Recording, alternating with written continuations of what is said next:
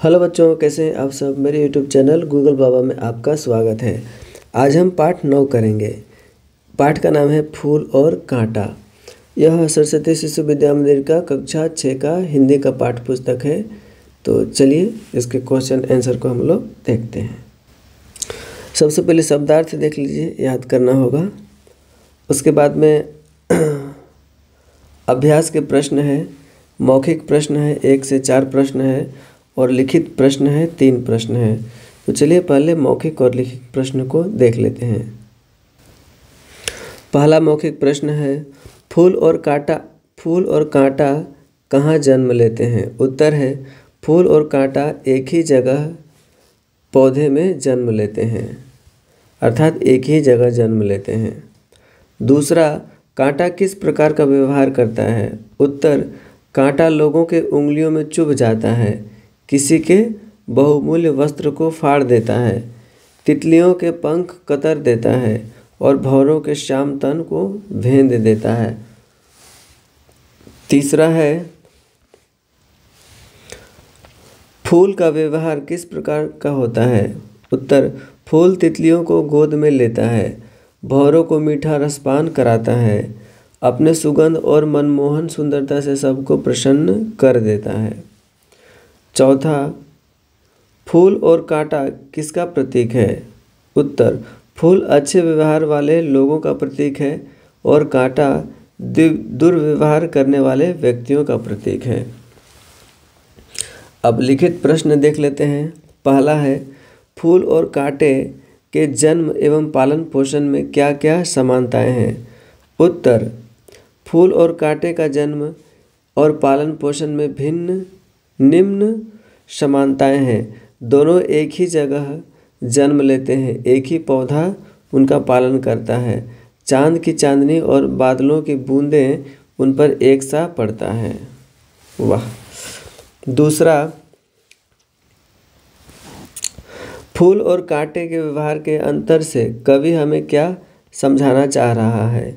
उत्तर, दोनों के व्यवहार के अंतर से कवि हमें यह समझाना चाहते हैं कि मनुष्य को सम्मान ऊंचे कुल में जन्म लेने से नहीं मिलता। मनुष्य को सम्मान ऊंचे कुल में जन्म लेने से नहीं मिलता, बल्कि अच्छे कर्म अच्छे व्यवहार से मिलता है। तीसरा,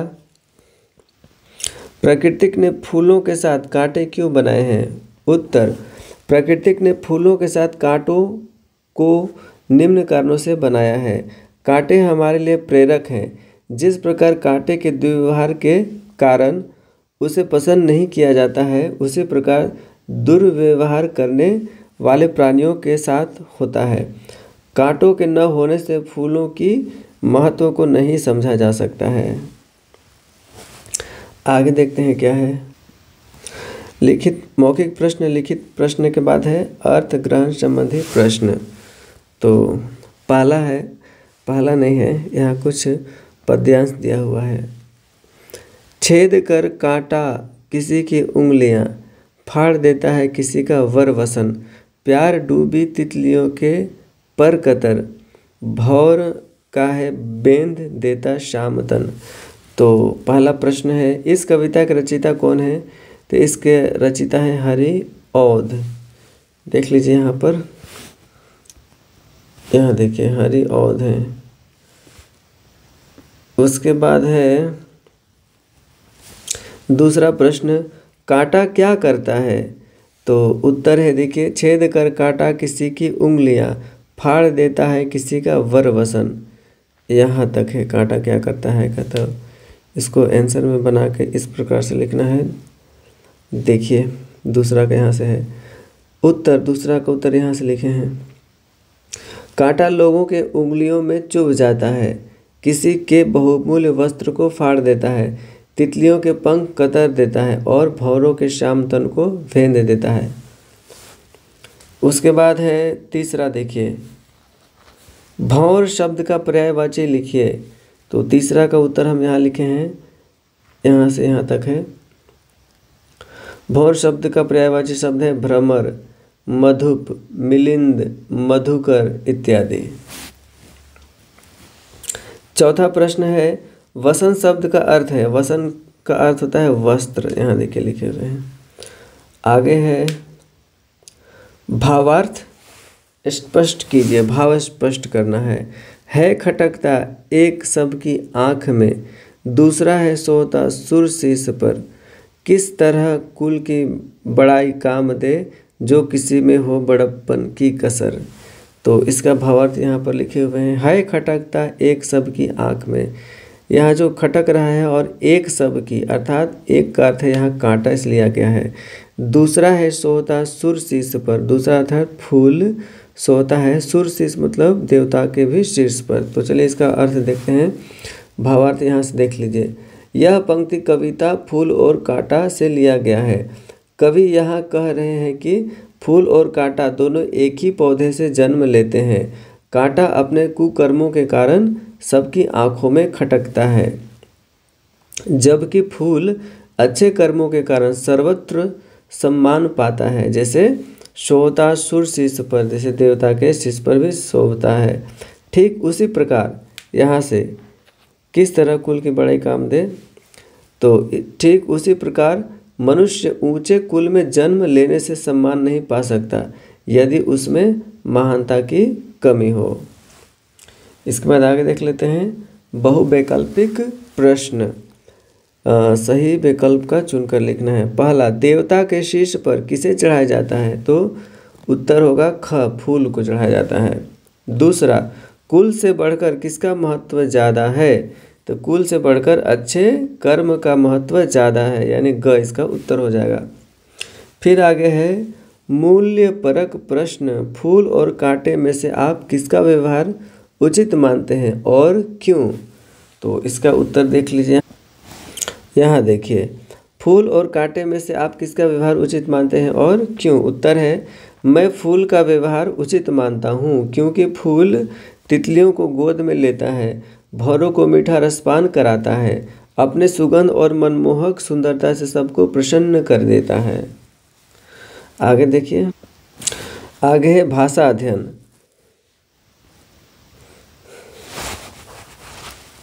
कहता है कविता में जब एक ही व्यंजन वर्ण लगातार एक से अधिक बार आता है तब उसे अनुप्रास अलंकार प्रयोग माना जाता है।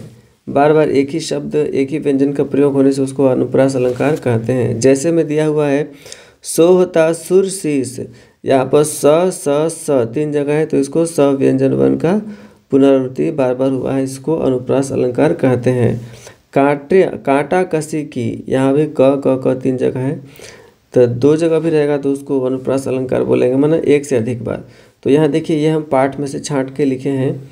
छेद कर काटा किसी की उंगलियाँ, यहाँ पर क एक बार, दो बार, तीन बार, चार बार है तो यहाँ पर क व्यंजन वर्ण का बार बार पुनरावृत्ति है, एक से अधिक बार आया है। फिर यहाँ देखिए जन्म है, जन्म लेते जगह में एक ही, यहाँ जन्म में ज और जगह में ज, यहाँ भी दो बार आया इसलिए यह ज व्यंजन वर्ण में बार बार आया है, इसलिए इसको अनुप्रास अलंकार कहेंगे। फिर यहाँ दिया हुआ है अन्य कविताओं में भी अनुप्रास अलंकार की पहचान कीजिए। तो यहाँ देखिए अन्य कविता से भी हम यहाँ पर अनुप्रास अलंकार को अलग किए हैं। तरनी तनुजा तट, तमाल तरुवर बहु छाए। फिर यहाँ देखिए इसमें त व्यंजन वर्ण है। फिर यहाँ देखिए कर कानन कुंडल मोर पखा, यहाँ भी क व्यंजन वर्ण बार बार आया है। फिर रघुपति राघव राजा राम, यहाँ र बार बार आया है तो र व्यंजन वर्ण लिखे हैं। कलिका सी किल की कलेव देती काल को, यहाँ क बार बार आया है। कूके लगी कोयल कदम्बन पैर बैठी फेरी, यहाँ भी क व्यंजन बार बार आया है तो इसको लिखना है। भाषा अध्ययन के बाद में है, अच्छा यहाँ पाठ से आगे हो गया, इसको तो कोई करता नहीं है लेकिन फिर भी किए हैं, देख लीजिए।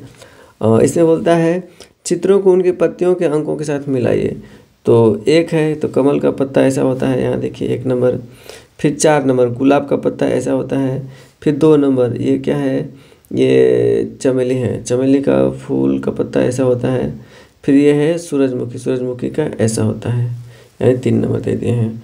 उसके बाद कोडिंग डिकोडिंग है, इसमें वर्ग पहली में से 6 फूल खोज कर लिखना है। यहाँ 6 फूल का गोला घर दिया, आप यहाँ पर लिख लीजिएगा। जैसे गेंदा हो गया तो यहाँ पर गेंदा लिख दीजिएगा, गेंदा।